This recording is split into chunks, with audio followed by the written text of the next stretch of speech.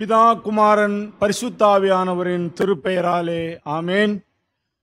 ஒரு சந்தி நாட்களின் முதல் நாளும் தபசு காலங்கள் என்று அனுஷ்டிக்கப்படுகிற 40 நாட்களின் முதல் நாளும் Ash Wednesday the first day of Lent என்று சொல்லி அழைக்கப்படுகிற சாம்பல் புதன்கிழமை ஆராதனைக்கு ஆரம்பமாக நாம் அனைவரும் 59ஆம் ஞானப்பாடலின் முதல் 4 கவிகளை நாம் பாடுவோம். வாதையுற்ற மீட்பரே, என் அடைக்கலம் நீரே, நான் என் பாவபாரத்தால் தொய்ந்து போய் கலங்கினால் என் அடைக்கலம் நீரே, வாதையுற்ற மீட்பரே.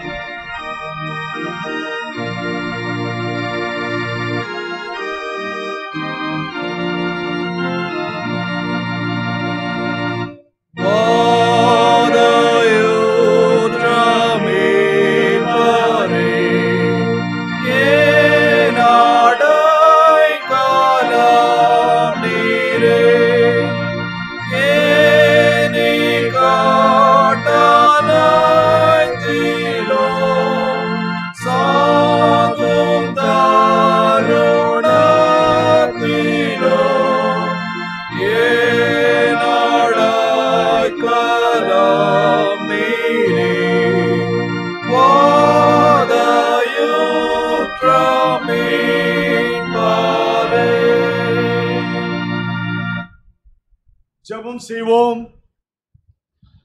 அளவில்லாத இரக்கமுள்ள பராபரனே, பாவத்தில் விழுந்து ஆக்கினைக்கு பாத்திரராயிருக்கிற எங்களுக்கு தேவரீர் இறங்கி பாவ நிர்பந்தத்திலிருந்து எங்களை ரட்சித்து உம்மோடே ஒப்புரவாகும்படி உம்முடைய சொந்த குமாரனை பாராமல் எங்கள் எல்லாருக்காகவும் அவரை பாடுகளுக்கும் மரணத்துக்கும் ஒப்பு கொடுத்தீர். நாங்கள் அவருடைய சிலுவையின் வசனத்தை மனதிலே வைத்து அதன் திவ்ய பலத்தினால் எங்கள் பாவங்களை உணர்ந்து இருதயம் கரைந்துருகவும் எங்கள் இரட்சகர் உண்டு பண்ணின குறையற்ற நீதியை பற்றி பிடித்து உருக்கமாய் அவரை சிநேகித்துக் கொண்டே வரவும் பரிசுத்த ஆவியை கொண்டு எங்களை எழுப்பி விட்டருளும் சுவாமி. ஆமேன். மீண்டுமாக கர்த்தருடைய பரிசுத்த நாமத்திற்கு மகிமை உண்டாக. 42ஆம் ஞான பாடலின் முதல் 3 கவிகளை நாம் பாடுவோம். ஞானப்பாடல் 42. இயேசுவே, நான் நீர் பட்ட பாடும் வேதனையும் கருத்தாய் தியானிக்க உமது ஆவியையும் பக்தியையும் தயவாய் தந்து என் மீட்புக்காக வதையுண்ட ரூபமாய் என் முன் நிற்பீராக.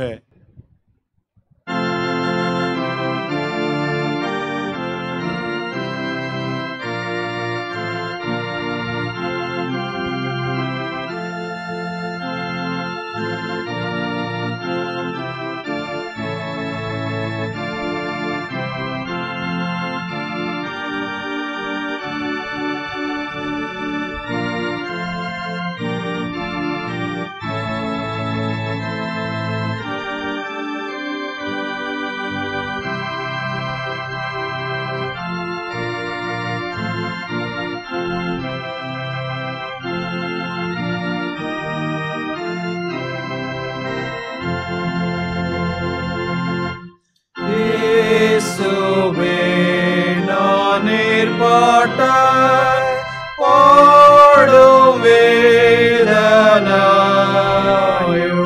கருத்தாய் தியானிக்க உமதாவியையோ பக்தியையும்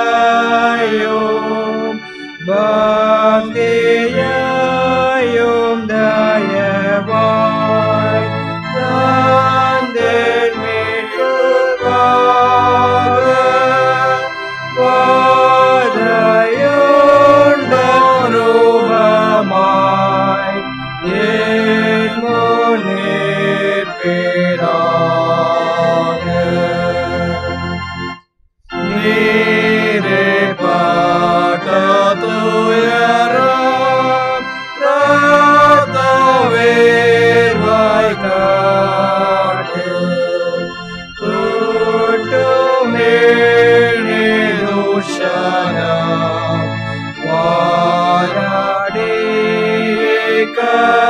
தந்தேன்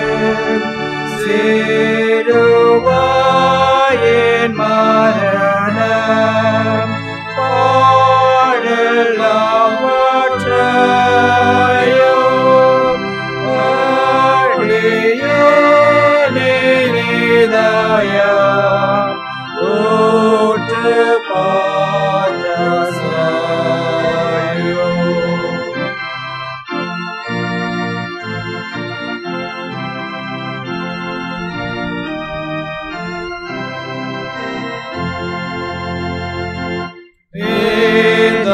பாட்டை பார்ப்பதும் அதற்கான காரணமும் பலமும் ஏதென்று காண உதவும் என் பாவத்தை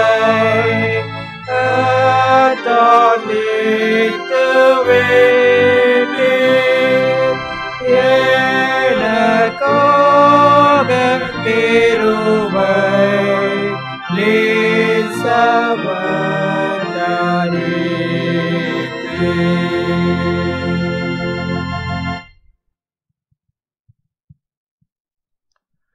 பிரியமானவர்களே, நீங்கள் உங்களுடைய அபாத்திர தன்மையையும் பாவ குற்றங்களையும் உணர்ந்து அறிந்து பராபரனுக்கு முன்பாக உங்களை தாழ்த்துங்கள். அவருடைய சகாயத்தை கிருபையை மன்னிப்பையும் தேடி 143வது சங்கீத வார்த்தைகளினால் அவரை நோக்கி மன்றாடி ஆயக்காரனை போல பராபரனே, பாவிகளாக எங்கள் பேரில் கிருபையுள்ளவராக என்று சொல்லி கெஞ்சி கேட்போம். வாருங்கள். கர்த்தாவே, என் ஜெபத்தை கேளும்.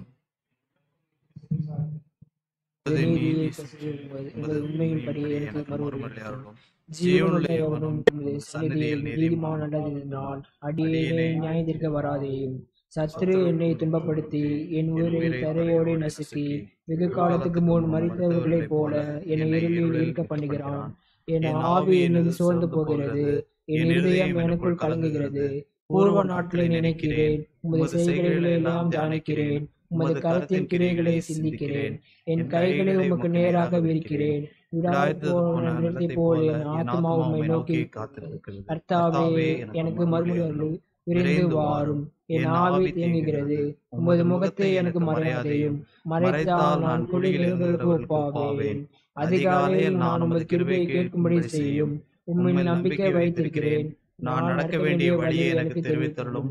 உமக்கு நேராக என் ஆத்மாவை உயர்த்துகிறேன். கர்த்தாவே, என் சத்துருக்களில் நின்று என்னை விடுவித்து தருளும். உம்மை அடைக்கலமாக கொள்கிறேன். உமக்கு பிரியமானதை செய்ய எனக்கு போதித்தருளும். நீரே என் கடவுள். உமது நல்ல ஆவி என்னை செவ்வையான இடத்தில் நடத்துவதாக. கர்த்தாவே, உமது நாமத்தின் நிமித்தம் என்னை உயிர்ப்பியும். உமது நீதியின்படி என்னை நீங்களாக்கிவிடும். உமது கிருபையின்படி என் சத்துருக்களை அழித்து என்னை ஒடுக்குகிற யாவரையும் சங்காரம் பண்ணும். நான் உமது அடிமை.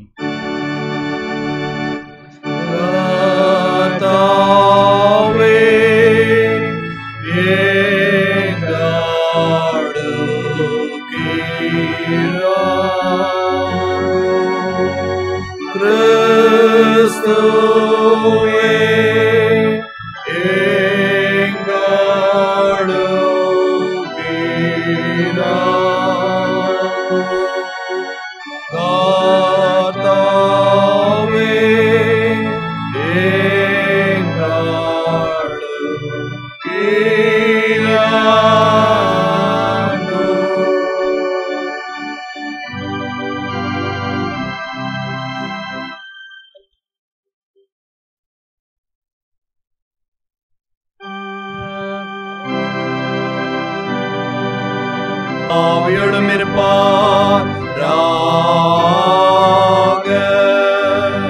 பிரார்த்தனை செய்வோமாக. இரக்கமுள்ள பிதாவே, தேவர் ஆகாதனுடைய மரணத்தை விரும்பாமல் ஆகாதன் தன் வழியை விட்டு திரும்பி பிழைப்பதை விரும்புவதற்காக உமக்கு ஸ்தோத்திரம் செலுத்துகின்றோம். நாங்கள் எங்களை பாவத்தை நிமித்தம் நீதியின்படி அனுபவிக்க வேண்டிய தண்டனையை தேவருடைய இரக்கத்தினால் எங்களை விட்டு விலக்கி நாங்கள் பாவம் வழியை விட்டு திரும்பி எங்களுக்கு கிருபை செய்ய வேண்டும் என்று உமது நேசகுமாரனாக எங்களாதர் இயேசு கிறிஸ்துவின் மூலமாய் உம்மை வேண்டிக் கொள்ளுகிறோம். சுவாமி.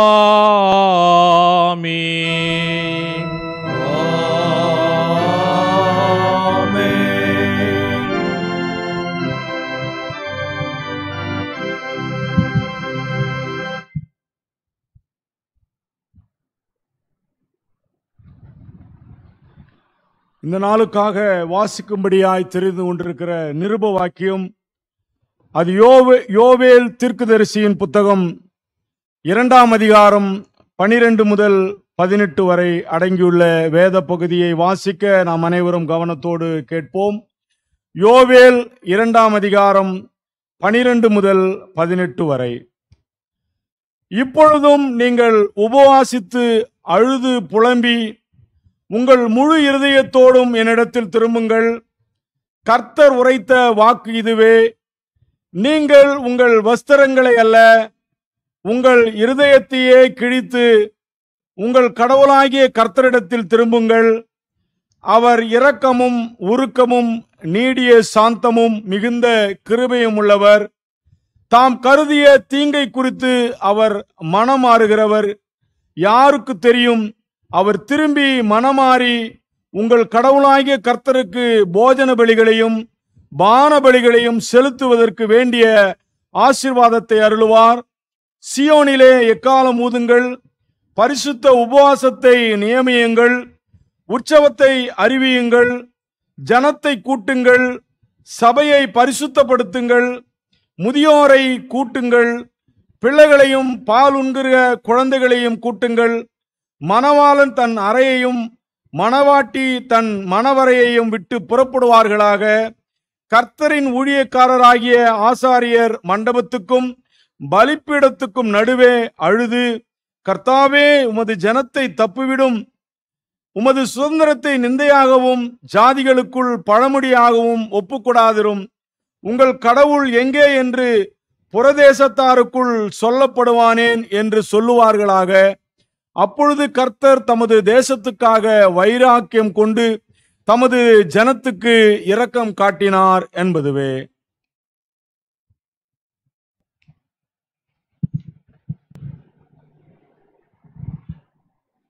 வாசிக்கும்படியாக தெரிந்து கொள்ளப்பட்ட நிருப பகுதி வாசிக்கப்பட்டு முடிந்தது. கர்த்தர் தாமே இந்த வசனங்களை நமது இருதயங்களில் நித்திய ஜீவனுக்கு திடமளித்து காப்பாராக.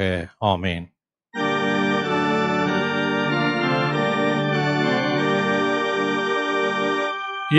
எங்கள் ரட்சிப்பின் கடவுளே, உமது நாமத்தின் நிமித்த மகிமை நிமித்த எங்களுக்கு உதவி செய்தார்களோ.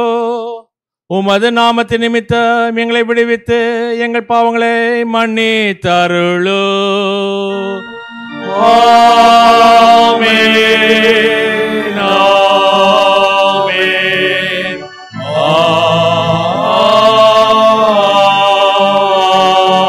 ஆமென். இந்த நாளுக்கு என்று குறிக்கப்பட்டிருக்கூடிய சுவிசேஷ பகுதியை வாசி கவனமாக கேட்போம். அது மத்திய எழுதின சுவிசேஷம் 6வது அதிகாரம் 16வது வசனத்திலிருந்து 21வது வசனம் முடிய. தூய மத்திய என்பவர் எழுதின சுவிசேஷம் 6வது அதிகாரம் 16வது வசனம் துவங்கி. இயேசு சொன்னதாவது, நீங்கள் உபவாசிக்கும் போதெல்லாம் மாயக்காரர்களைப் போல முகவாடலாய் இருக்க வேண்டாம். தாங்கள் உபவாசிக்கிறதை மனுஷர் காணும் பொருட்டு தங்கள் முகங்களை விகாரப்படுத்துகின்றார்கள். அவள் தங்கள் பலனை அடைந்தாயிற்று என்று மெய்யாக உங்களுக்கு சொல்கிறேன். நீயோ உபவாசிக்கும் போது உபவாசிக்கிறதுக்காக மனுஷருக்கல்ல, அந்தரங்கத்தில் இருக்கிற உன் பிதாவுக்கே காணும்படி உன் தலைக்கு எண்ணெய் தடவி உன் முகத்தை கழுவு. அப்பொழுது அந்தரங்கத்தில் பார்க்கிற உன் பிதா உனக்கு பலன் அளிப்பா. பூமியிலே உங்களுக்கு பொக்கிஷங்களை சேர்த்து வைக்க வேண்டாம். இங்கே பூச்சியும் துருவும் அழிக்கும், அங்கே திருடரும் கண்ணமிட்டு திருடுவார்கள். பரலோகத்திலே உங்களுக்கு பொக்கிஷங்களை சேர்த்து வையுங்கள். அங்கே பூச்சியாவது துருவாது அழிக்கிறதும் இல்லை, அங்கே திருடர் கண்ணமிடுகிறதும் இல்லை. உங்கள் பொக்கிஷம் எங்கே இருக்கிறதோ அங்கே உங்கள் இருதயம் இருக்கும் என்றார்.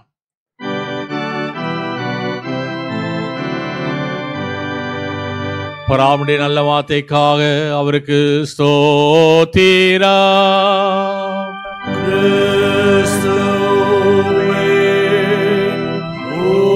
உமக்கு ஸ்தோத்திரம்.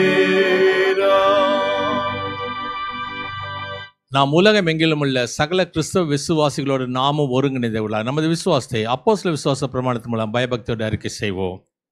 பரலோகத்தையும் பூலோகத்தையும் படைத்த சர்வத்துக்களை பிதாவாகிய அபிரகாமை விசுவாசிக்கின்றேன். அப்படி ஒன்றான குமாரனாகிய நாத இயேசு கிறிஸ்துவை விசுவாசிக்கிறேன். பசுத்தாவினால் கர்ப்பமாக உட்பவித்து கன்னிமரிடத்தில் பிறந்து பொந்தி பிலாத்துக்கு பாடுபட்டு சிலுவையில் அறையுண்டு மரித்து அடக்கம் பண்ணப்பட்டார். பாதாளத்தில் இறங்கி 3ஆம் நாள் மருத்துவத்தை விழித்திருந்தார். பரமளத்துக்கு ஏறி சர்வத்துக்களை பிதாவாகிய அபிரகாமுடைய வலது பெற்றிருக்கிறார். அவற்றில் ஜீவனோரி மருத்துவ நியாயத்திற்கு வருவார். பசுத்தாவினை விசுவாசிக்கிறேன். பொதுவான பசு சபையும் பசுவோட ஐக்கியமும் பாவ மன்னிப்பும் மாம்ச உயிர்த்தெழுதலும் நித்திய ஜீவன் ஒன்று என்று விசுவாசிக்கிறேன். ஆமென். நாம் அறிக்கை செய்த இந்த விசுவாசம் நாம் இன்று மட்டும் அல்ல, நமது மரண மட்ட நிலையத்திற்கு எல்லாம் உள்ள தூய ஆவியானவர் உங்களுக்கு எனக்கு துணை செய்வாராக. ஆமென். அமர்வோம்.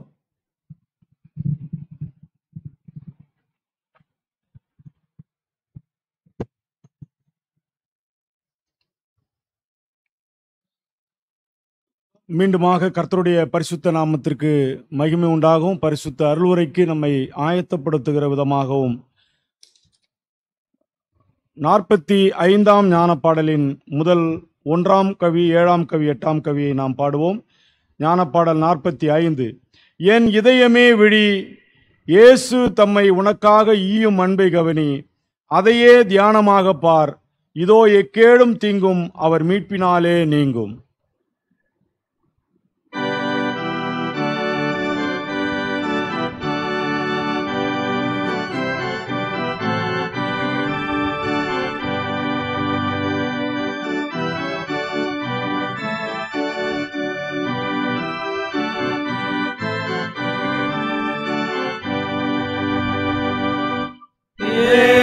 இதயமே விழி, இயேசு தம்மை உனக்காக ஈயும் அன்பை கவனி, அதையே தியானமாக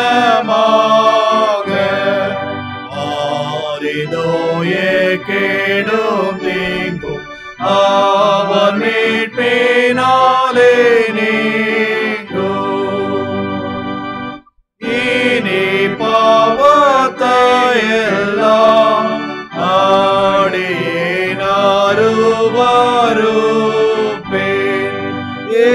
மனுவுக்கு துக்கமாம் சகலத்தையும் வெறுப்பே அவன் பேரில் பக்தியாக நல்வழியில் போவேனாக.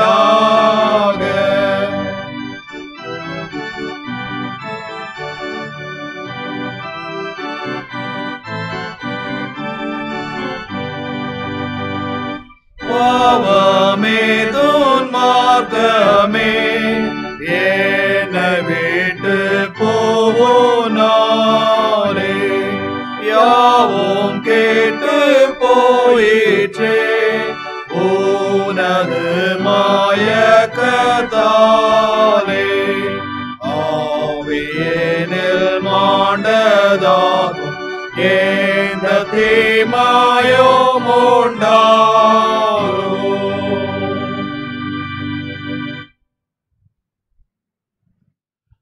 நம்முடைய பிதாவாகிய கடவுளிடத்திலிருந்தும் ஆண்டவராகிய இயேசு கிறிஸ்துவிடத்திலிருந்தும் உங்களுக்கு கிருபையும் சமாதானம் உண்டாவதாக. ஆமேன். இந்த நாளுக்கென்று குறிக்கப்பட்டிருக்கூடிய தியான பகுதி ஒரு முறை வாசிக்கவனமாக கேட்போம். அது சற்று நேரத்துக்கு முன்பாக பிடித்தறிய வாசிக்கிட்ட சுவிசேஷ பகுதியே. மத்திய எழுதின சுவிசேஷம் 6வது அதிகாரம் 16வது வசனத்திலிருந்து 21வது வசனம் முடிய. ஆகையால் நீங்கள் உபவாசிக்கும் போது மாயக்காரரைப் போல முகவாடலாய் இராதேயுங்கள். அவள் உபவாசிக்கிறதை மனுஷர் காணும் பொருட்டாக தங்கள் முகங்களை வாட பண்ணுகின்றார்கள். அவர்கள் தங்கள் பலனை அடைந்து தீர்ந்ததென்று மெய்யாக உங்களுக்கு சொல்லுகின்றேன். நீயோ உபவாசிக்கும் போது அந்த உபவாசம் மனுஷர்களுக்கு காணப்படாமல் அந்தரங்கத்தில் பார்க்க உன் பிதாவுக்கே காணப்படுயாக. உன் தலைக்கு எண்ணெய் பூசி உன் முகத்தை கழுவி அப்போது அந்தரங்கத்தில் பார்க்க உன் பிதா உனக்கு வெளியரங்கமாய் பலனளிப்பார். பூமியிலே உங்களுக்கு பொக்கிஷங்களை சேர்த்து வைக்க வேண்டாம், இங்கே பூச்சியும் துருவும் அவைகளை கெடுக்கும், இங்கே திருடரும் கண்ணமிட்டு திருடுவார்கள். பரலோகத்தில் உங்களுக்கு பொக்கிஷங்களை சேர்த்து வையுங்கள், அங்கே பூச்சியாவது துருவாது கெடுக்கிறதும் இல்லை, அங்கே திருடர் கண்ணமிட்டு திருடுகிறதும் இல்லை. உங்கள் பொக்கிஷம் எங்கே இருக்கிறதோ அங்கே உங்கள் இருதயம் இருக்கும் என்றார். ஆண்டவரை நோக்கி நாம் ஜெபம் செய்வோம். வாரும் பரிசுத்த ஆவியானவரை, உம்மை விசுவாசிக்கிற எங்கள் நெஞ்சை நிரப்பி அன்பின் தீயை மூட்டியுள்ளோம். பற்பல மொழிகள் மூலமாக பற்பல இனங்களை விசுவாச ஒருமைக்குள் குடிச்சதுக்கு தேவரீர். எங்களுடைய பரிசுத்த வசனத்திலே பரிசுத்த மக்களுடைய வசனமே சத்தியம் சுவாமி. ஆமேன். கிறிஸ்துவுக்குள் பிரியமான விசுவாசிகளே, 40வது நாளினுடைய முதல் நாள், தபசு காலம், ஒரு சந்தியின் காலம், உபவாச காலம் என்று சொல்லி இந்த காலத்துக்கு பல்வேறு விதமான பெயர்கள் உண்டு. இந்த நாளிலே ஒரு குறிப்பிட்ட பகுதியை நமக்கு அருளுரையாக கொடுத்திருக்கின்றார்கள். உபவாசம் என்று சொல்லக்கூடிய ஃபாஸ்டிங் என்று சொல்லக்கூடிய ஒரு இடத்தை கொடுத்திருக்கிறார். மத்திய எழுதின சுவிசேஷம் 6வது அதிகாரம் 18. அப்பொழுது அந்தரங்கத்தில் பார்க்கிற உன் பிதா உனக்கு வெளியரங்கமாய் பலன் அளிப்பார். பலன் கொடுக்கக்கூடிய காலம்தான் உபவாசத்தினுடைய காலம். இந்த அதிகாரத்தில் 3 முறை இந்த வசனம் சொல்லப்படுகிறது.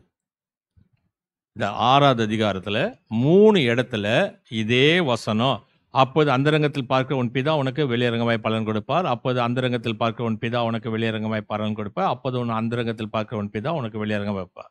எங்க அப்படின்னு சொன்னா 4வது வசனம், 6வது வசனம், 18வது வசனம். இந்த 6வது அதிகாரத்தில் 3 இடத்துல இந்த வசனம் சொல்லப்படுகிறது. சரி, இந்த 3 இடத்துல சொல்லப்படுது. எப்போ சொல்லப்படுது? எப்போ சொல்லப்படுதுன்னா, ஒன்று தர்மம் செய்யும் போது சொல்லப்படுகிறது. நீ தர்மம் செய்யும் போது, அதனால தான் முதல் ஸ்லைடு நீங்கள் பார்த்துருப்பீங்க. Pray, fast and give. 2வது காரியம் ஜெபிக்கும் போது, நீ ஜெபம் செய்யும் போது கடவுள் உனக்கு. 3வது உபவாசிக்கும் போது. தர்மம், ஜெபம், உபவாசம் செய்யும் போது பரலோகத்தில் இருக்கக்கூடிய பிதா உனக்கு வெளியரங்கமாய் பலன் அளிப்பார். இது எங்க சொல்லுகிறார் என்று சொன்னால், கிறிஸ்து மலை பிரசங்கத்தில், த சர்மன் ஆன் த மவுண்ட் என்று சொல்லக்கூடிய மலை பிரசங்கத்தில் சொல்லுகின்றார். இப்போ நாம் பார்த்தது 3வது பகுதி. முதல் 2 பகுதியை நம்ம பார்க்கல, நம்ம 3வது பகுதியை தான் பார்க்கின்றோம். உபவாசிக்கும் போது, இல்லை என்று சொன்னால் மனம் திரும்பும் போது என்று இந்த பகுதியை நாம் சொல்லலாம். லெந்து காலம், தபசு காலம், ஒரு சந்தியின் காலம், இது ஈஸ்டருக்கு முன்னாடி வரக்கூடிய 46 நாட்கள். ஏங்க இந்த 46 நாட்கள்ன்றீங்க, அப்புறம் 40வது நாள்ன்றீங்க, என்னங்க 46 40? பாவம் நீங்களே கன்ஃபியூஸ் ஆயிட்டீங்களா அப்படின்னாக்கா நாங்கள் கன்ஃபியூஸ் ஆகலை. இதில் 6 ஞாயிற்றுக்கிழமைகள் இன்க்ளூடட். ஆனால் அந்த 6 ஞாயிற்றுக்கிழமையும் தபசு காலத்தில் சேர்க்க கிடையாது. ஆனால் நம்ம என்ன செஞ்சிட்டோம் தெரியுமா? சில கோயிலெல்லாம் பார்த்தீங்கன்னா அந்த பூவே வைக்க மாட்டாங்க. ஒரு கோயில் இருக்கு, அதில் இருக்கிறது எல்லாத்தையும் எடுத்துட்டு மரசிலுவை வச்சிருவாங்க. அது என்ன பழக்கமோ? இதில் 46 நாட்கள் அந்த ஞாயிற்றுக்கிழமை இன்க்ளூடட் இல்லைன்னு சொல்கிறோம்ல, இதனால அல்லேலூயாவே பாட மாட்டாங்க.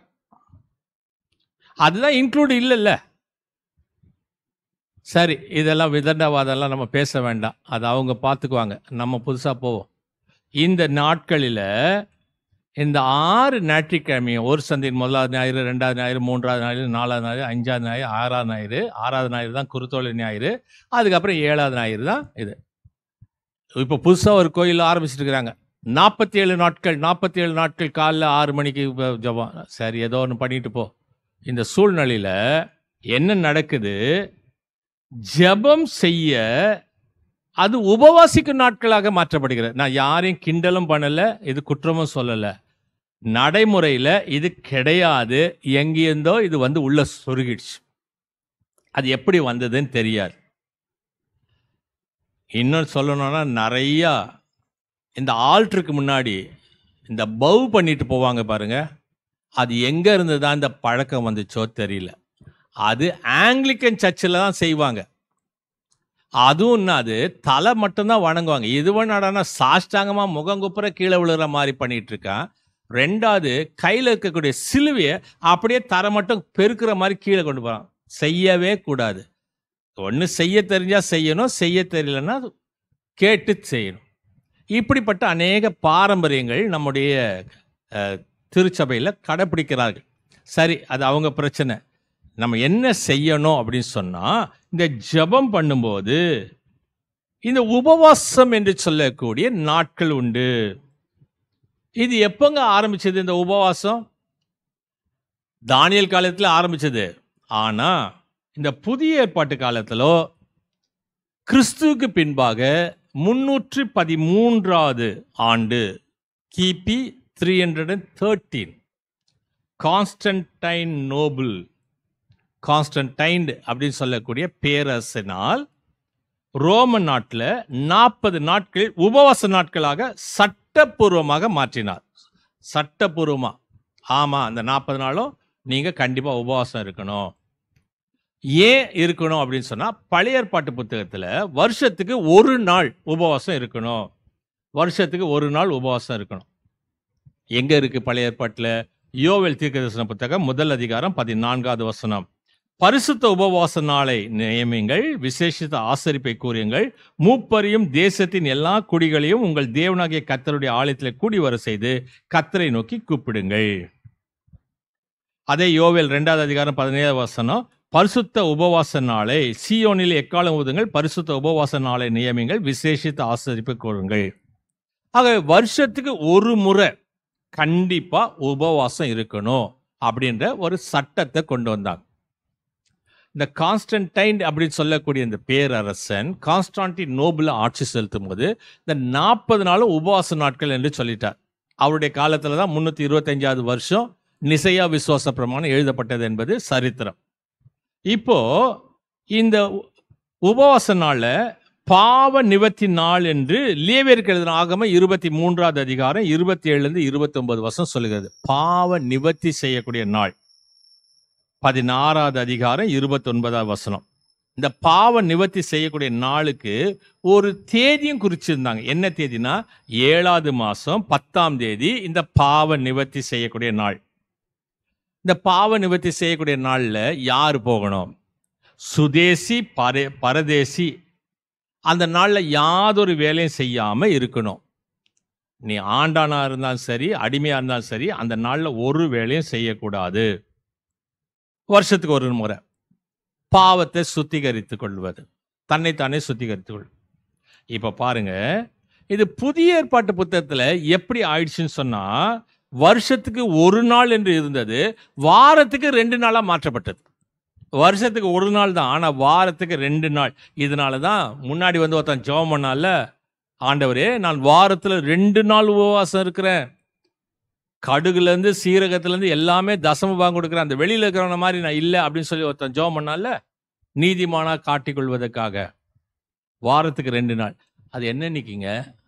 நம்ம வாரம் முழுசும் உபவாசம் இருக்கிறோம், ஞாயிற்றுக்கிழமை, திங்கக்கிழமை, செவ்வாய்க்கிழமை, புதன்கிழமை, எந்த நாளும். ஆனால் பழைய ஏற்பாட்டு யூதர்கள் இருந்த நாட்கள் எதுன்னு சொன்னால் திங்கக்கிழமையும் வியாழக்கிழமையும் உபவாச நாட்களாக கடைபிடித்தார்கள். திங்கக்கிழமையும் வியாழக்கிழமையும் அவளுக்கு உபவாச நாட்களாக கடைபிடித்தார்கள் பரிசேயர் யூதர்கள். என்ன நோக்கத்துக்காக? எல்லாரும் இருக்கிறாங்க, நானும் இருக்கிறேன். அது இல்லைன்னா நான் கத்தர் கோச்சுக்குவார். கத்தர் கோச்சுக்கலாம் மாட்டார். ஆனால் உபவாசம் இருக்குது ரொம்ப நல்லது. ஏன்னா உடம்புல இருக்கிற கொழுப்பு குறையும். எப்படிங்க சொல்கிறீங்க அப்படின்னு சொன்னால், நம்ம சாப்பிடாம இருக்கிறோம்ல, நமக்கு எனர்ஜி வேணும்ல, உடம்புல இருக்கிற கொழுப்பு அந்த எனர்ஜியை உருவாக்கும். அப்போ உடம்புல இருக்கிற கொழுப்பு குறையும்.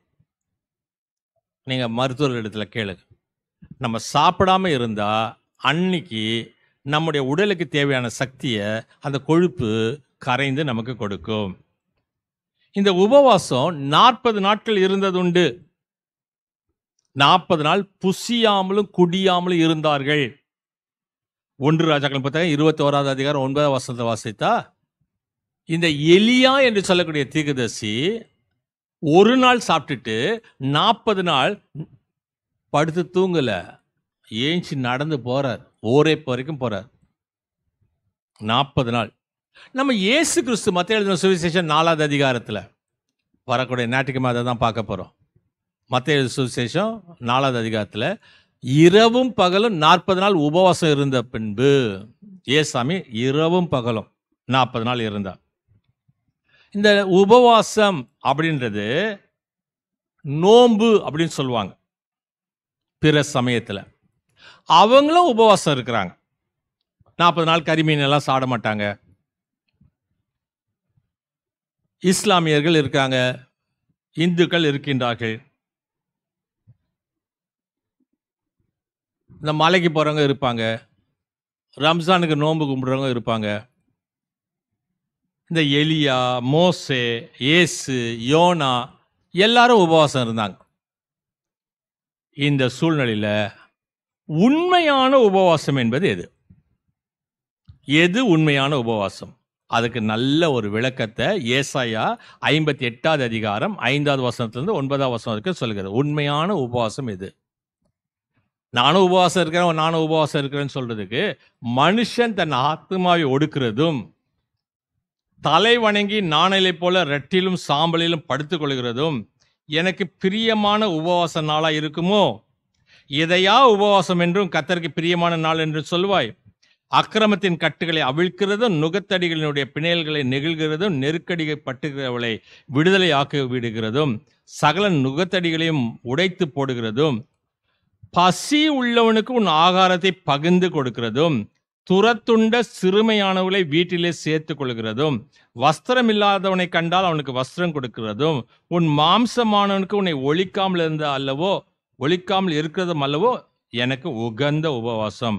அப்பொழுது விடியற்கால வெளிப்பை போல உன் வெளிச்சம் எழும்பி உன் சுக வாழ்வு சீக்கிரத்தை துளுத்து உன் நீதி உனக்கு முன்னாலே செல்லும், கர்த்தருடைய மகிமை உன் பின்னாலே காக்கும். அப்போது நீ கூப்பிடுவாய், கர்த்தர் மறு உத்தரவு கொடுப்பார், சத்தமிடுவாய், இதோ நான் இருக்கிறேன் என்று சொல்லுவார். நுகத்தடியையும் விரல் நீட்டுதலையும் நிபச்சொல்லையும் உன் நடுவிலிருந்து அகற்றுவேன்.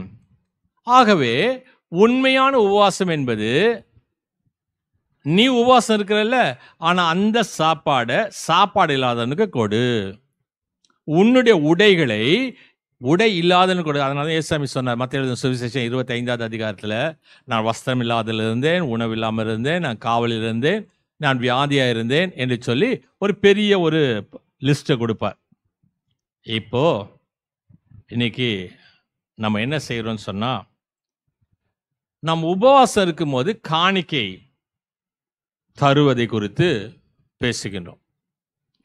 உபவாசம் இருக்கும்போது காணிக்கை கொடுக்குறதா அப்படின்னு சொன்னா, நீ உபவாசம் இருக்கிறீங்கள, அன்னைக்கு நீங்க உபவாசம் இருக்கும்போது உங்களுடைய செலவு என்னவோ அந்த செலவை கர்த்தருக்கு கொடுப்பது. அதனால தான் அந்த காலத்தில் என்ன செய்வாங்கன்னா உண்டியல் கலையம்னு சொல்லி கொடுத்தாங்க. அந்த உண்டியல் கலையத்தில் காசை போடணும், கொண்டு வந்து கோயிலில் படைக்கணும். இப்போ என்ன செய்கிறாங்கன்னா அதே மாதிரி உண்டியல் கலையும் இப்போ மண்ணில் கொடுக்கறது இல்லை, மண் உடஞ்சி போகுது. அதனால் பிளாஸ்டிக்கில் கொடுக்க ஆரம்பிச்சிட்டாங்க. சில இடத்துல ஸ்டீலில் கொடுக்குறாங்க. இந்த மண்ணில் கொடுக்கும்போது அவசர தேவைக்கு ஒன்று உடைச்சி எடுத்து செலவு பண்ணிவிட்டு கடையில் போய் இன்னொன்று வாங்கி அதில் கொண்டு வந்து போடுறது. இது ஒரு விளையாட்டாச்சா? இன்னொரு விளையாட்டு என்னென்னா, அந்த 40 நாளுக்கு ஒன்றும் அதில் போடுறதில்ல. இந்த உண்டியல் கலையை இன்றைக்கி கொடுக்கணும், பெரிய வெள்ளிக்கிழமை கொடுக்கணுன்னொன்னே அதில் ஒரு 100 ரூபா தூக்கி உள்ளே போட்டு கொண்டு வந்து கொடுத்துறது. இது இல்லை உபவாசம். அன்னன்னைக்கு போடுவது, உன்னை வெறுத்து உன்னை ஒருத்து அதிலிருந்து வரக்கூடிய பணத்தை போடுவது.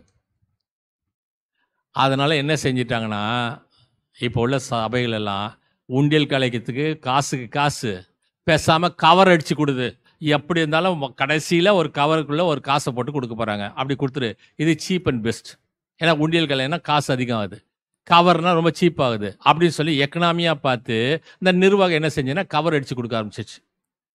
அந்த கவரையும் கொடுத்துட்டு நான் கவரை வீட்டில் வச்சுட்டு வந்துட்டேங்க, இங்கே வந்து கவர் கொடுங்கன்னு சொல்லி கேட்குற ஜனங்களும் உண்டு. இப்படி நிறைய விளையாட்டுகள்லாம் இருக்குது இந்த உபவாசத்தில். ஆனால் நான் திரும்பி சொல்கிறேன், யாரையும் குற்றப்படுத்துறதுக்காக சொல்லலை, இதுதான் நடைமுறையாக இருக்குது. திருந்து, மனம் திருந்து உன் வாழ்க்கையை மாற்றிக்கோ. நீ ஜெபம் செய்யும்போது எல்லோரும் உன் வாயின் வார்த்தைகளை கேட்பார்கள், ஆனால் உன் அந்தரங்க ஆண்டவர் உன் உள்ளத்தில் இருக்கும் அருவருப்பை பார்க்கின்றான். நீ ஜெபம் பண்ணும்போது உருகி உருகி ஐயோ பரலோகமே கீழே இறங்குற மாதிரி ஜெபம் பண்ணுற ஆட்களெல்லாம் நான் பார்த்துருக்கேன். ஆனால் உள்ளத்தில் எவ்வளோ கசப்புகள், எவ்வளோ அருவருப்புகள் இருக்கிறது என்பதை நீ உள்ள உருகி ஜெபிப்பதை மக்கள் பார்க்கின்றார்கள். ஆனால் பரலோகத்தில் இருக்கக்கூடிய பிதா உன் அருவருப்புகளை பார்க்கின்றார். 2வது காரியம், நீ வாய் திறந்து ஜெபிக்கும் போது பார்ப்பவர் நீ வாய் மூடி உபவாசிக்கும் போது பலன் அளிக்கின்றார். நீ வாயை மூடிக்கிட்டு நீ உபவாசம் இருக்கும்போது கர்த்தர் உனக்கு பலன் கொடுக்கின்றார். உன்னுடைய உணவுக்கு மட்டும் நீ வாய் மூடாமல் உன் பேச்சுக்கும் நீ வாய் மூடணும். அதுதான் உபவாசம். சாப்பிட்றதுக்கு மட்டும் வாய் மூடுறதில்ல. இந்த 40 நாளில் பேச்சை குறை, வீணான காரியங்களை குறை, கர்த்தரோடு இடைப்படு. உணவை மறுக்கும் உன் வாய் பேச்சை அதிகப்படுத்தி விடுகிறது. இன்று முதல் உபவாச வேளையில் நீ பேசுவதை தடுத்துப்பார். நீங்கள் என்னைக்கு வேணால் உபவாசம் இருங்க. சில பேர் வெள்ளிக்கிழமை உபவாசம் இருப்பாங்க. ஏன்னா ஏசாமி வெள்ளிக்கிழமை தான் செத்து போனார், சிலுவையில் அடித்தார், அப்படின்னா வெள்ளிக்கிழமை வைப்பாங்க, உபவாசம் இருப்பாங்க. அநேக நாட்கள் தோற்று போன உன் உபவாசம் வெறும் பட்டினி இருந்த நாட்களாகவே மாறிவிடுகிறது. உன் உபவாசம் நீ பட்டினி இருந்த நாளாக தான் மாறுத ஒழிய கர்த்தர் பலனளிக்கக்கூடிய நாளாக இருந்தது. அதை ஆண்டவர் மனம் திரும்ப வேண்டும் என்று சொல்கிறார். அதான் யோவேல் எழுதின தீர்க்கதரிசன புத்தகம் 1 அதிகாரம் 14வது வசனம். உபவாச நாளை நியமிங்கள், ஆலயத்தில் கூடி வர செய்து கர்த்தரை நோக்கி கூப்பிட்டுப்பார். எல்லாரும் சேர்ந்து கூப்பிட்டுப்பார். இதை தான் யோனா ஒரு பிரசங்கம் பண்ணால, வேண்டா வெறுப்போடு. அந்த வேண்டா வெறுப்போடு செய்யப்பட்ட அரகுர பிரசங்கத்துக்கு அந்த ஜனங்களும் அந்த ராஜாவும் அந்த நாட்டில் உள்ள மிருகங்களும் ரெட்டு உடுத்தி சாம்பல் உட்கார்ந்து உபவாசம் இருந்தார்களாம். எந்த அளவுக்கு ஒருமனப்பட்டு அவர்கள் உபவாசித்திருப்பார்கள். அதே போல உபவாசம் இருங்கள், மனம் வருந்து தற்பரிசோதனை செய்து கொள். பாவ உணர்வும் பாவ அறிக்கையும் உண்மையான மனம் திரும்புதல் அல்ல. ஆமா, தப்பு பண்ணிட்டேன் அப்படின்றது மனம் திரும்புதல் இல்லை. இந்த பாவ அறிக்கை ஜபம், இறக்கமில்ல பிராபணி ஏழ்பாவியாக நான் அது கடன்னு சொல்லி முடிச்சிடுறது. ஒருத்தர் அப்பதான் துவங்கி இருப்பார். இது உபவாசம் அல்ல, இது மனம் திரும்புதல் அல்ல. உபாகம் புத்தகம் 1 அதிகாரம் 41வது வசனம். உதட்டளவில் கர்த்தருக்கு விரோதமாக பாவம் செய்தவன் என்று இஸ்ரவேல் ஜனங்கள் கூறினார்கள்.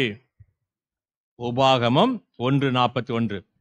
உதட்டளவில் கர்த்தருக்கு விரோதமாக பாவம் செய்தோம் என்று இஸ்ரவேல் ஜனங்கள் கூறினார்கள்.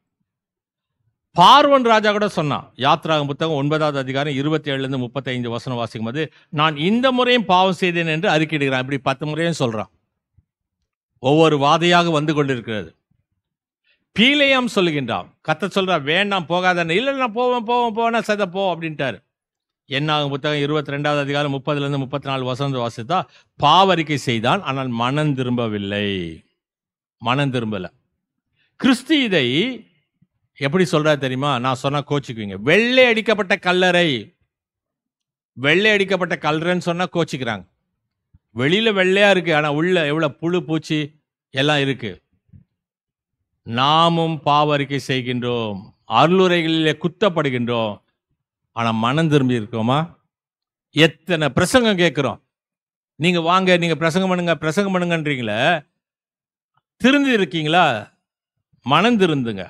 நீதிமொழியின் புத்தகம் 28வது அதிகாரம் 13வது வசனம்.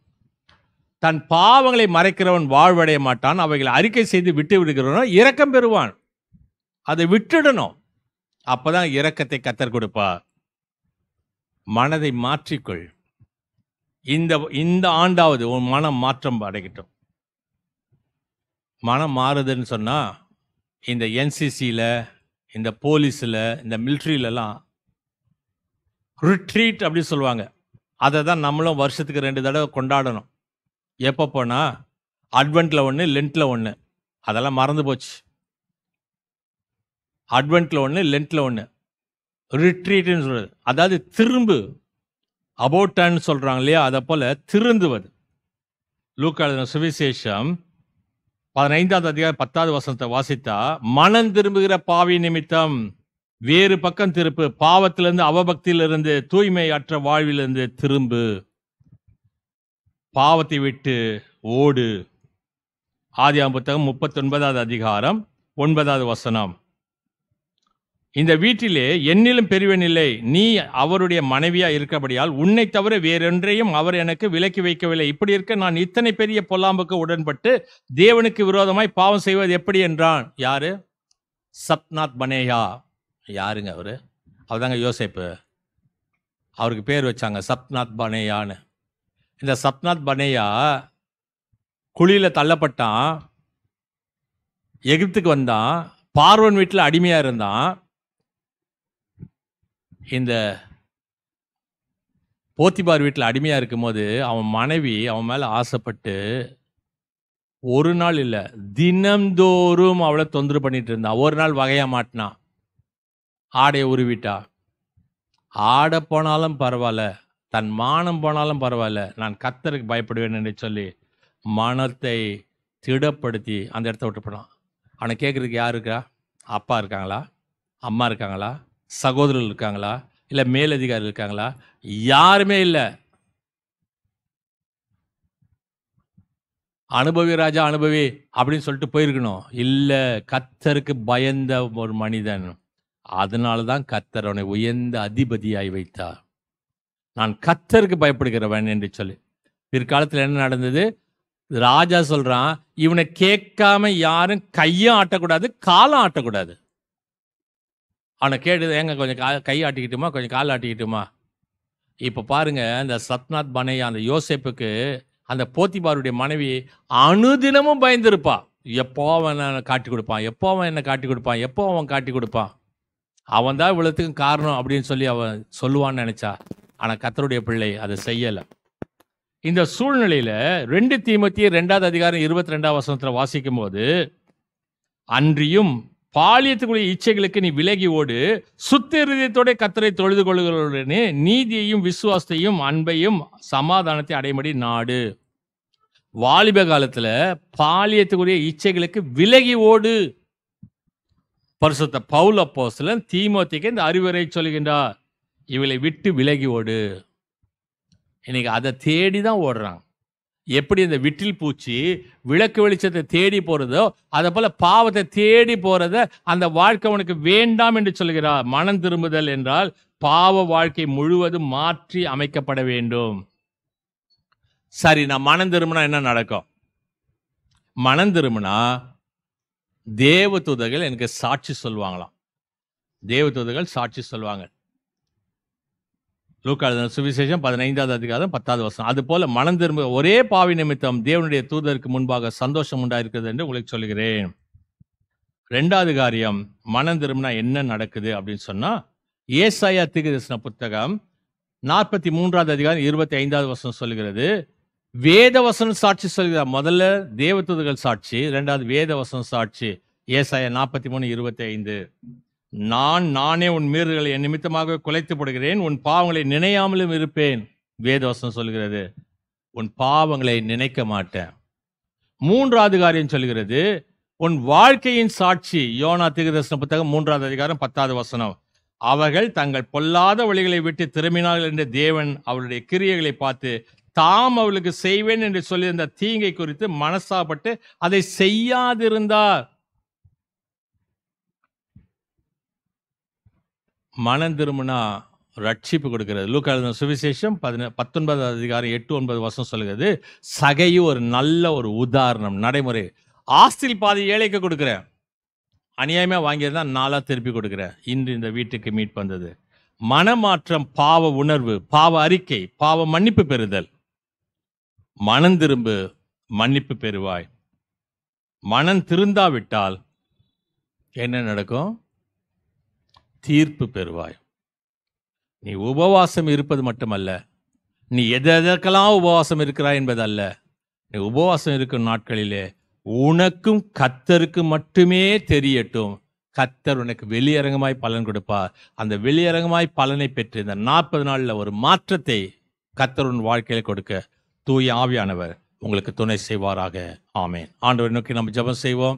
மகா கிருபையும் இரக்கமுள்ள நல்ல ஆண்டவரே, ஆசீர்வதிக்கூடியவரே, நாங்கள் எதற்காக உபவாசம் இருக்கிறோம் என்பதல்ல, எங்களுடைய மன மாறுதலுக்காக நாங்கள் உபவாசம் இருந்து ஆண்டவராக உமது பலன்களை பெற்று அனுபவிக்க எங்களுக்கு உதவி செய்யும்.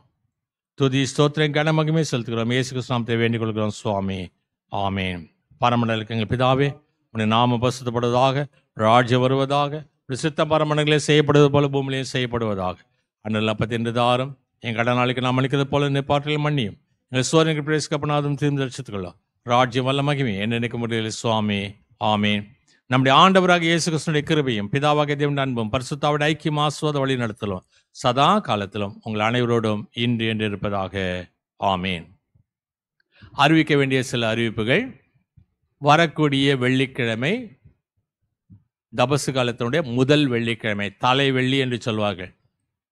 அந்த நாளிலே மார்க்கு எழுதின சுவிசேஷகன் மார்க்குவினுடைய பார்வையிலே சிலுவை என்று சொல்லக்கூடிய தலைப்பில் நாம் சிந்தனை செய்ய இருக்கின்றோம். வரக்கூடிய ஞாயிற்றுக்கிழமை தபசு காலத்தினுடைய முதல் ஞாயிறு. அனைத்து ஆலய ஆராதனையில் ஜெப சிந்தையோடு கலந்து கொள்ளும்படி உங்களை அன்போடு கேட்டுக்கொள்கின்றேன்.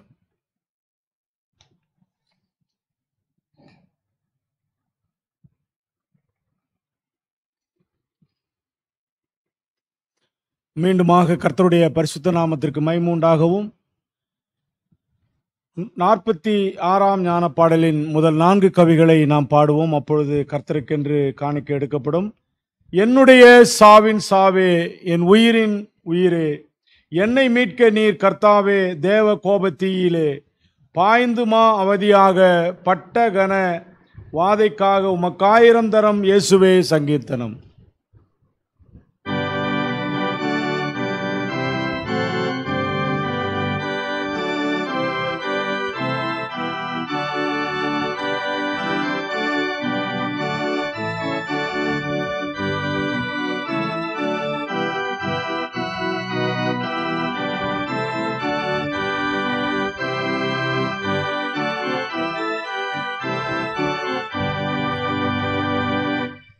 என்னுடைய சாவின் சாவே, என் உயிரே உயிரே, என்னை மீட்க நீர் கர்த்தாவே, தேவ கோபத்தீயிலே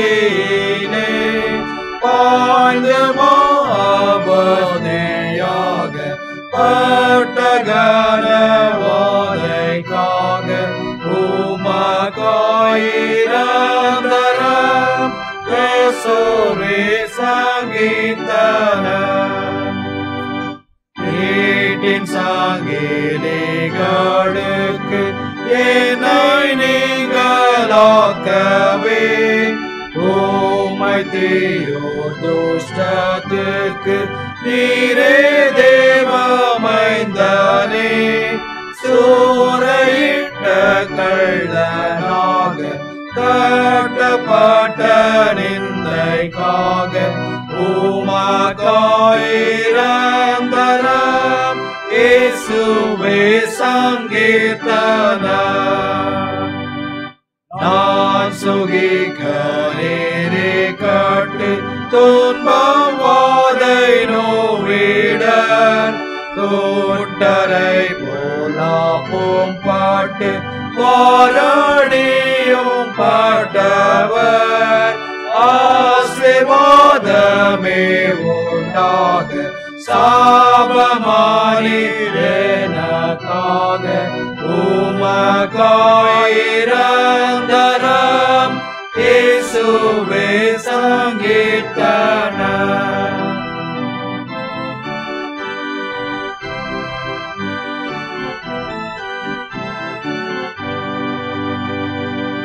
ஜீவ கிரீடம் நான் தரித்து வாழவும் உயரவும் தூஷணமெல்லாம் சகித்து நிந்தை துப்புதலையும்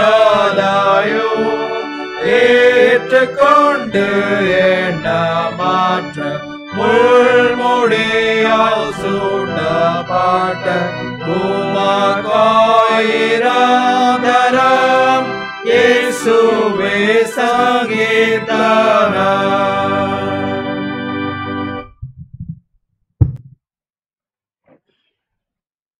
நாம் படைத்திருக்கூடிய காணிக்கைகளுக்காக நாம் ஆண்டவரை நோக்கி நாம் ஜெபம் செய்வோம். மகா கிருபையும் இரக்கமுள்ள நல்ல ஆண்டவரே, உண்மையான உபவாசம் என்பது எங்களுடைய சகோதரருக்கு ஒழிக்காமல் எங்களுடைய உணவை மற்றவர்களோடு பகிர்ந்து கொள்ளவும், எங்களுடைய உடைகளை மற்றவர்களுக்கு கொடுக்கவும் நீர் எங்களுக்கு கற்பித்த உண்மையான உபவாசத்துக்காக நன்றி செலுத்துகிறோம். எல்லாவற்றுக்கும் மேலாக பரலோகத்தில் இருக்கக்கூடிய பிதாவானவர் எங்களுக்கு பலனளிப்பார் என்று சொல்லி அந்தரங்கத்திலே எங்களுடைய உபவாசத்தை நாங்கள் கடைப்பிடிக்க எங்களுக்கு உதவி செய்வதற்காக நன்றி செலுத்துகிறோம். எல்லாவற்றுக்கும் மேலாக உமது கருத்திலிருந்து பெற்றுக்கொண்டதே நன்றியுள்ள இருதயத்தோடு காணிக்கைகளாக படைக்கிறோம். ஆண்டவராக நீதாம் இந்த காணிக்கைகளையும் படைத்தக்கூடிய அருமையான மக்களுடைய இருதயத்துடைய விருப்பங்களை ஏற்றுக்கொண்டு ஆசுவத்து வழி நடத்துமாங்களா. இயேசு கிறிஸ்துவின் பாதம் கஞ்சி மண்டாடுகிறோம் சுவாமி, ஆமென். மார்ட்டின் லூத்தரால் இயற்றப்பட்ட லித்தானியா என்று சொல்லக்கூடிய 100வது ஞானப்பாட்டை ஜெப நிலையிலிருந்து நாம் பாடுவோம். 100வது ஞானப்பாட்டு.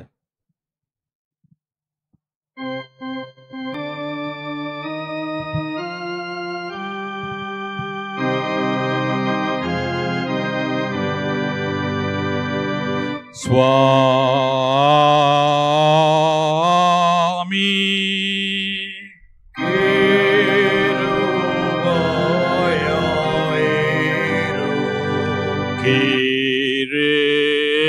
கிறிஸ்துவே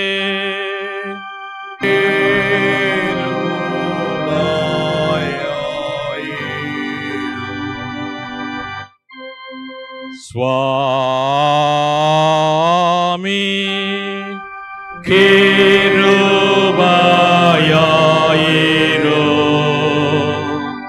பரமண்டல இருக்கிற பிதாவாகிய பராபரனே, எங்கள் மேலோ லோகத்தின் ரட்சகராய் இருக்கிற சுதனாகிய பராபரனே,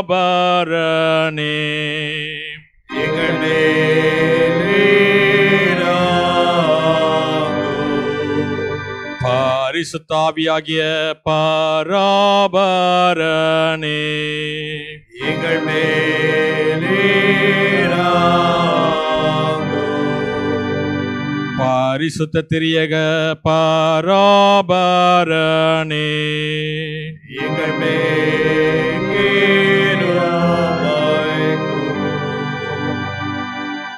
தயாபராகிய கர்த்தாவே, எங்களாய் தாமாவேடும். தயாபராகிய கர்த்தாவே, நாயனாவே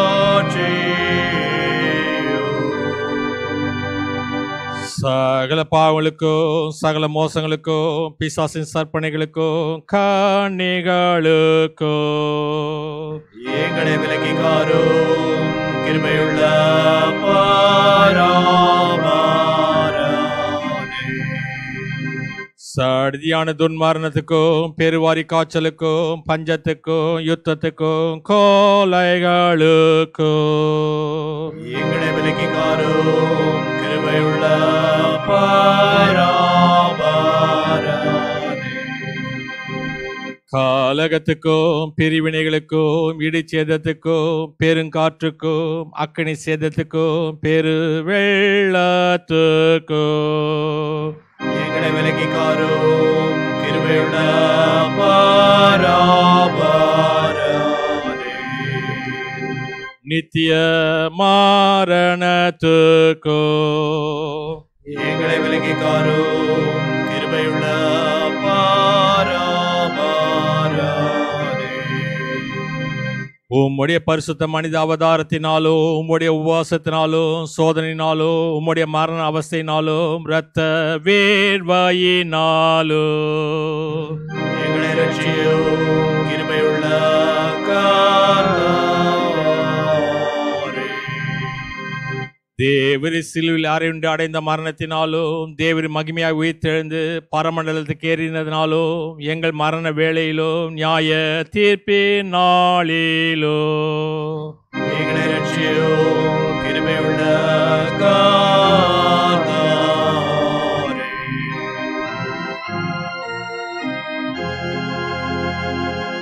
தேவர் உமது பரிசுத்த சபையாண்டு காப்பாற்றவும் சபையின் போதகராக ஊழியக்காரரை ஆரோக்கியமான வசனத்திலோ பரிசுத்த நடக்கையிலும் நிலைப்படுத்தவும் ஏழைப்பாவிலாகியார் வேண்டிக் கொள்ளுகிறோம்.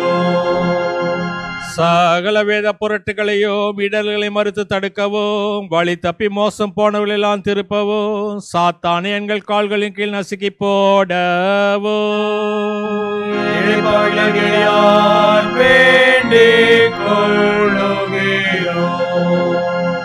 உமது அறுப்புக்கு உண்மையான வேலையாட்களை அனுப்பவும் தெய்வ வசனம் பலிக்கும்படிக்கும் உமது ஆவியும் பலத்தை கூட கட்டளையிடவும் துக்கப்பட்டு திட நட்டிருக்கிற அனைவரையும் ஆதரித்து தேற்றவும் ஏழைப்பாவிலாகியார் வேண்டிக் கொள்ளுகிறோம். கிறிஸ்தவர்களாகிய சகல ராஜாக்களுக்கும் பிரபுக்களுக்கும் மக்கள் சமாதானத்தை ஒருமையும் தரவும் எங்கள் குடியரசின் ஜனாதிபதிக்கும் மற்றும் தலைவர்களுக்கு அமைந்துள்ள அரசாட்சி அருளவோ எங்கள் சபைகளையும் ஊழியக்காரர்களையும் ஸ்தாபனங்களையும் ஆசுவத்து காக்கவோ ஏழைப்பாவிலாகியார் வேண்டிக் கொள்ளுகிறோம். எங்களை உம்முடைய பரிசுத்த ஊழியத்தில் நிலைப்படுத்தி பலக்க பண்ணவோ உம்முடைய பரிசுத்த சுவிசேஷம் பிரசித்தி பண்ணப்பட யூதரையோ விசுவாசல் அனலற்று மருள விழுந்தவர்களையோ புற மதத்தில் திருப்பி வேலை நடந்தேற பண்ணவோ ஏழைப்பாவிலாகியார் வேண்டிக் கொள்ளுகிறோம். ஆவதை இக்கட்டை அனுபவிக்கின்ற யாவருக்கு சகைராய் தென்படவும் தரையிலும் தண்ணீரிலும் ஆகாயத்திலும் பயணப்படுகின்ற யாவரையும் காப்பாற்றவும் கர்ப்பவதிகளுக்கு சந்தோஷமான பெயரை கட்டளையிடவோ சகல பிள்ளைகளையும் வியாதிக்காரர்களை பார்த்து கொண்டு பராமரிக்கவோ குற்றமில்லாமல் காவல் பண்ணப்பட்டவர்களை விடுதலையாக்கவோ சகல விதவைகளையும் தாய் தகப்பன் இல்லாத பிள்ளைகளையும் ஆதரிக்கவோ ஏழைப்பாவிலாகியார் வேண்டிக் கொள்ளுகிறோம்.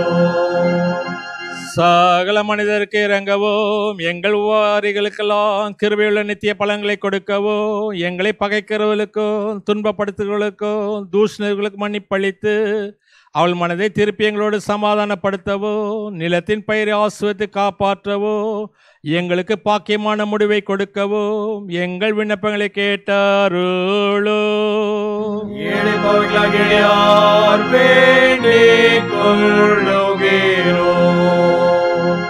பிரானுடைய குமாரனாகிய இயேசு கிறிஸ்துவே இரக்கமுள்ள கர்த்தரே அடியாரை கேட்டாருளோ. லோகத்தின் பாவத்தை சுமந்து தீர்க்கிற தேவ ஆட்டுக்குட்டியே எங்களுக்கு இரங்கும். லோகத்தின் பாவத்தை சுமந்து தீர்க்கிற தேவ ஆட்டுக்குட்டியே, உம்முடைய சமாதானத்தை எங்களுக்கு தாந்தாரும். லோகத்தின் பாவத்தை சுமந்து தீர்க்கிற தேவ ஆட்டுக்குட்டியே, உம்முடைய சமாதானத்தை எங்களுக்கு தாந்தாரும்.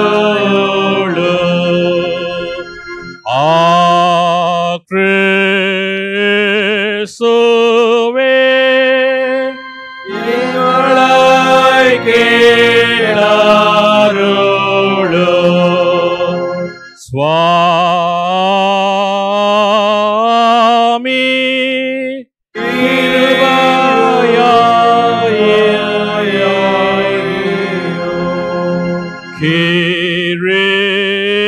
கிறிஸ்துவே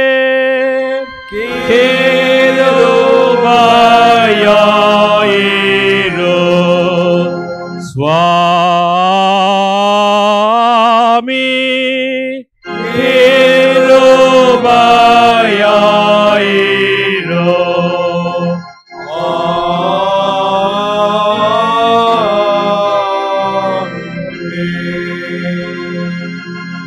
ஆண்டவரை நோக்கி நாம் ஜெபம் செய்வோம். மன இறுக்கமும் உருக்கமும் நீடி சாந்தமும் மகா கிருபை உள்ள பரமபிதாவே, அக்கிரமங்களை மீறுதலை மன்னிக்கிற ஆண்டவரை, உமக்கு விரோதமாக பாவம் செய்து உமது கண்களுக்கு முன்பாக பொல்லாப்பானதை நடப்பித்து அடியார் மேல் தேவரை இறங்கி இந்த குமாரன் பட்ட பாடுகள் மரணத்தின் நிமித்தம் எங்கள் பாவங்கள் எல்லாம் மன்னித்தள்ள வேண்டும் என்று அந்த ஒன்றான குமாரனாகிய எங்கள் நாத இயேசு கிறிஸ்துவின் பாதம் கெஞ்சி மன்றாடுகிறோம் சுவாமி. ஆமீன்.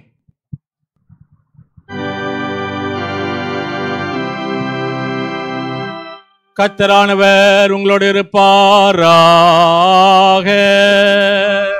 அவர் உமது ஆவியோடும் இருப்பாராக. கர்த்தரானவர் உன்னை ஆசீர்வதித்து உன்னை காப்பாராக. கர்த்தரானவர் தம்முடைய திருமுகத்தை உன்னில் பிரகாசிக்க செய்து உன் பேரில் கிருபை உள்ளவராயிருப்பாராக. கர்த்தரானவர் தம்முடைய திருமுகத்தை உன்னில் ஏறெடுத்து உனக்கு சமாதானம் தந்தழுவாராக.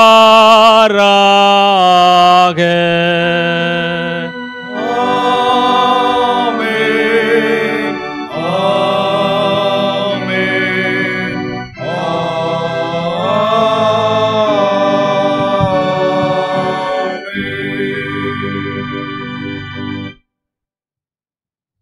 ஆராதனையின் நிறைவு பாடலாக 52ஆம் ஞானப்பாடலின் 9ஆம் 10ஆம் கவிகளை நாம் பாடுவோம். நான் மாலும் காலம் வந்தால் பிரிந்திராதேயும், நான் தொய்ந்து போய் கிடந்தால் தரிசனை கொடும், என் மனக்லேசம் மெத்த பாடாம் எந்நேரமும், நீர் சிந்தின இரத்த பலத்தால் ரட்சியும்.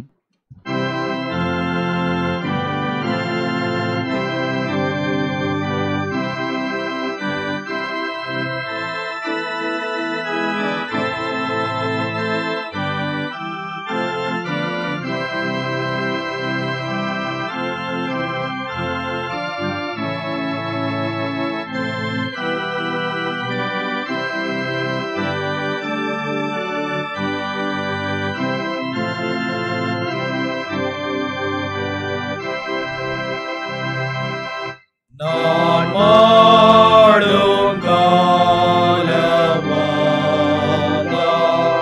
பிரிந்திராதேயும்,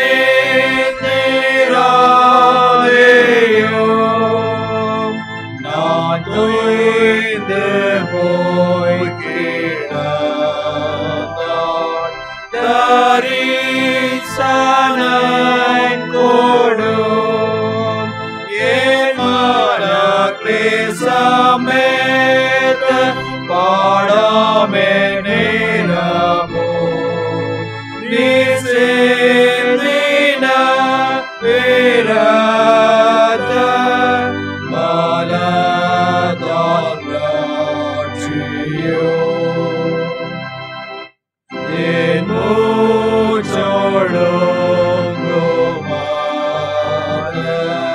கடாய்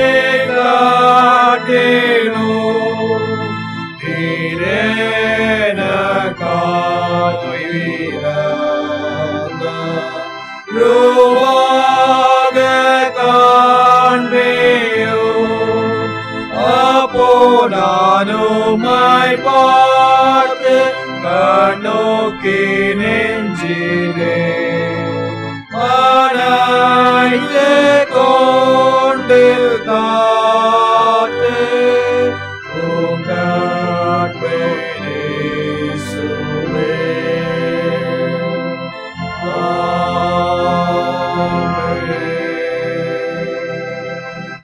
ஜெபம் செய்வோம். எங்களை அதிகமாய் நேசித்து வழிநடத்துகிற நல்ல தகப்பனே, இந்த பரிசுத்த ஆராதனையினுடைய நிறைவு நேரத்தில் உம்முடைய சமூகத்தில் நாங்கள் வருகிறோம் கர்த்தாவே. மீண்டுமாக எங்களுக்கு ஒரு ஆண்டு கூட்டி கொடுத்திருக்கிறீர். இந்த ஆண்டிலாவது உமக்கேற்ற பிள்ளைகளாய் நாங்கள் வாழும்படியாகவும் அர்த்தமுள்ள உபவாசத்தை நாங்களும் இந்த 40 நாட்களிலே கடைபிடித்து நாங்கள் கர்த்தாவே நாங்கள் உபவாசிப்பது நிமித்தமாக எங்களிடம் இருக்கின்ற பொருள்களை மற்றவர்களுக்கு கொடுத்து இச்சிறியரில் யாருக்கு உதவி செய்கிறீர்களோ அவர் அதை எனக்கே செய்தீர்கள் என்ற அந்த வார்த்தையின்படி தபசு காலங்கள் முழுவதுமாக மற்றவர்களுக்கு உதவி செய்து இந்த அர்த்தமுள்ள உபவாசத்தை நாங்களும் கர்த்தாவே கடைபிடித்து நீர் எங்களுக்காக பட்ட அந்த பாடுகளை நினைவு கூர்ந்து கர்த்தாவே இந்த பூமியிலே பாவங்களை விட்டு விலகி உமக்கேற்ற பிள்ளைகளாய் ஜீவிக்க நீர் கிருபை செய்தருளும். நீரே எங்களை பலப்படுத்தும். துதிகனமையும் உமக்கே செலுத்துகிறோம். மீட்பர் இயேசுவின் நாமத்தில் ஜெபிக்கிறோம் நல்ல பிதாவே, ஆமென். ஆத்துமாவே கர்த்தரை ஸ்தோத்திரி, என் மூலமே பரிசுத்த நாமத்தை ஸ்தோத்திரி. என் ஆத்துமாவே கர்த்தரை ஸ்தோத்திரி, கர்த்தர் செய்த சகல உபகாரங்களை மறவாதே. ஆமென். கர்த்தர் உங்கள் போக்கை வரத்தை இது முதல் கொண்டு என்று காசத்து காப்பாராக. ஆமென். சுவாமி கிருபையாயிரும், கிறிஸ்துவே கிருபையாயிரும், சுவாமி கிருபையாயிரும். ஆமென். ஸ்தோத்திரம்.